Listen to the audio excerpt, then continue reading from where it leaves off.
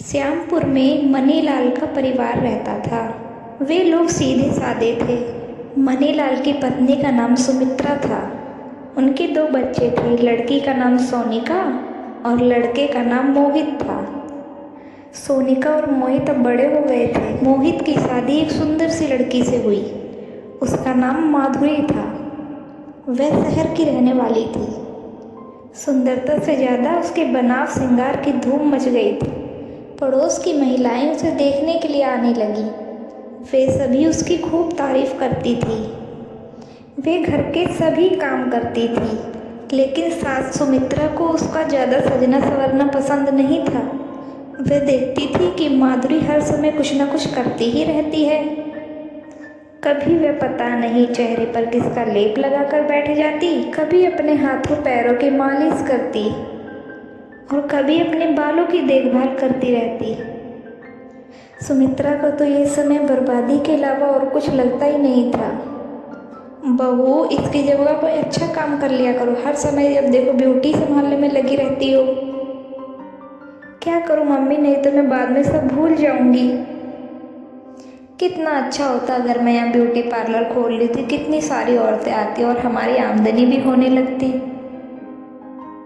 सोनिका बड़ी लालसा से माधुरी को देखती और कहती, भाभी तुम कितनी सुंदर लगती हो, काश मैं भी ऐसी होती।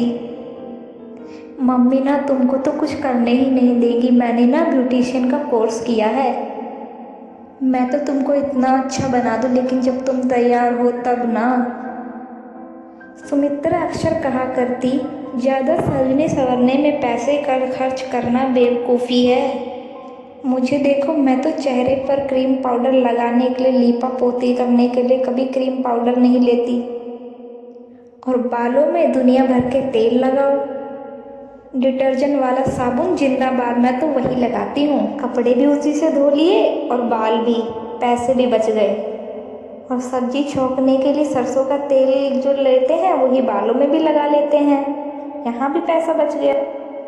सुमित्रा हर समय माधुरी की बुराई करती। तू इतनी मेहनत करता है तो कमाकर पैसे लेकर आता है और ये बेकार में क्रीम पाउडर में सारे पैसे खर्च कर देती है। हे भगवान, हमारे घर में ये कैसी बहू आ गई है। मेरे तो कर्म फूट गए। मैंने तो पहले ही कहा था कि चौका बर्तन करने वाली बहू गांव वाली ही ठीक रहती है। इसे तो पढ़ी लिखी लड़की और ब्यूटीफुल ब्यूटिशियन कोर्स की हुई लड़की का भूत चढ़ा था। थोड़े ही दिनों में सोनिका की शादी के लिए लड़का देखा जाने लगा। उसे जो भी लड़का देखने आता वो उसे नापसंद कर देता। सुमित्रा बोली, सच्चाई का आजकल तो जमाना ही नहीं है। जो देखो सो मेरी लड़की को नापसंद करके चला जाता है। अब इसके लिए कहाँ से लड़का ढूंढ के लाऊं मैं, किसी को पसंद ही नहीं आती ये। माँ जी, दीदी इतनी खराब भी नहीं लगती हैं देखने में, लेकिन आप लोग तो मेकअप के हरदम खिलाफ ही रहते हैं। बाल भी इनके कितने लंबे हैं, लेकिन ये रूखे हैं। सरसों का तेल लगा लगा के ना आपने इनके बालों को एकदम चिपचिपा कर दिया है, बिल्कुल झाड़ियों की तरह लगते हैं। आपने इनमें घड़ी डिटर्जेंट लगा लगा के इनको खराब कर डाला है। चेहरा देखो कितना सुंदर है, लेकिन लकड़ी की तरह सख्त हो गया है। चेहरा बिल्कुल सूखकर काला पड़ गया है। ऐसा लगता है जैसे स्किन झुलस गई है। धूप में निकलने से पहले सनस्क्रीन लोशन लगाने को कहो तो आप लोग मुझ पे चिल्लाने लगते हैं। यहाँ अब अच्छा लगने की तो बात ही जाने दो, यहाँ अब असली रंग भी नहीं रह गया। कौशल्या इस बात पर कुछ भी नहीं बोली। अगली सुबह फिर लड़के देखने आए। वो फिर सोनिका को रिजेक्ट कर कर चले गए। माँ जी, अगर आप मुझे परमिशन दें तो फिर मेरा कमाल देखिए। मरता क्या ना करता, सुमित्रा को परमिशन देनी ही पड़ी। अब माधुरी ने सोनिका का ट्रीटमेंट शुरू कर दिया। एक दिन का काम नहीं था। उसने एक अच्छा सा माइल्ड शैम्पू मंगवाकर उसके बालों को शैम्पू किया, कंडीशनर लगाया और बालों को सीधा किया। चेहरे पर फेस पैक ब्लीच बनाकर लगाया। धूप में जाना बिल्कुल बंद कर दिया और उसके हाथों पैरों को गुनगुने पानी से रगड़ रगड़ कर साफ करके उसने 2-3 प्रकार की क्रीम लगाई, जिससे उसके हाथ पैर मुलायम पड़ने लगे। थोड़े ही दिनों बाद सोनिका की तो जैसे काया ही पलटने लगी। नियमित मैनिक्योर पेडिक्योर से उसके हाथ पैर सुंदर लगने लगे थे। कई प्रकार की क्रीम के इस्तेमाल से उसके शरीर का रंग खुलने लगा था। अब वह पहले से बहुत ज़्यादा गोरी नजर आती थी। सोनिका ने अपनी भाभी से बोला, भाभी, आपने तो मेरा रूप ही बदल दिया। सोनिका अब पहले से खुश रहने लगी थी, जिससे उसके अंदर का आत्मविश्वास भी लौट आया था। अब एक बार फिर से मोनिका के रिश्ते की बात चल रही थी। सुमित्रा माधुरी से बोली, बहू, अब सब तेरे ही हाथ में है। हम देख रहे हैं कि सोनिका पहले से बहुत बदल गई है। अब तू इसे अच्छे से सजा देना। जो भी सामान मंगवाना हो ना तो बता दे। माधुरी ने जो भी सामान मंगवाया वह मोहित लेकर आया। आज लड़के वाले सोनिका को देखने के लिए आए थे। वह सोफे पर बैठे हुए थे। मोनिका हाथों में चाय की ट्रे लेकर आई। सबकी निगाहें मोनिका के ऊपर पड़ी।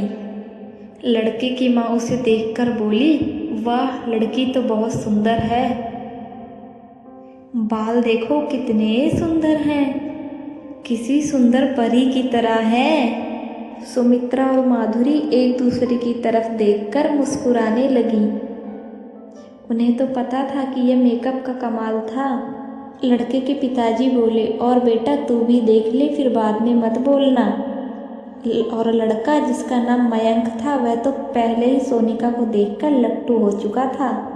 इस समय सोनिका दमक रही थी। गोरा सुंदर चेहरा, घनी लंबी पलकें, लंबे लंबे बाल, खूबसूरत हाथों पैरों में नजाकत से लगी हुई नेल पॉलिश। मयंक ने अपनी मम्मी को बता दिया, मम्मी, लड़की मुझे बहुत पसंद है। यह सुनकर सब लोग खुश हो गए। 1 महीने के अंदर मोनिका की शादी हो गई।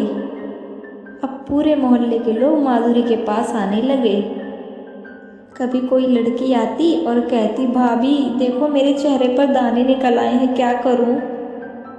तो माधुरी उसे कोई क्रीम बता देती और वो ठीक हो जाती। कभी कोई लड़की आती, भाभी मेरे हाथों में मेहंदी लगा दो, मुझे फंक्शन में जाना है।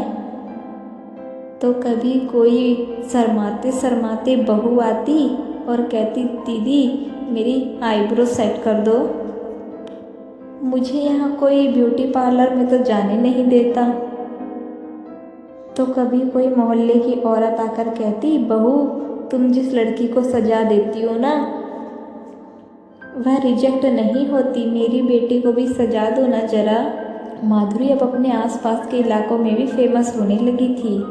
एक दिन सुमित्रा आकर कहने लगी, बहू इस फ्री सेवा से तो अच्छा है कि तुम ब्यूटी पार्लर खोल ही लो।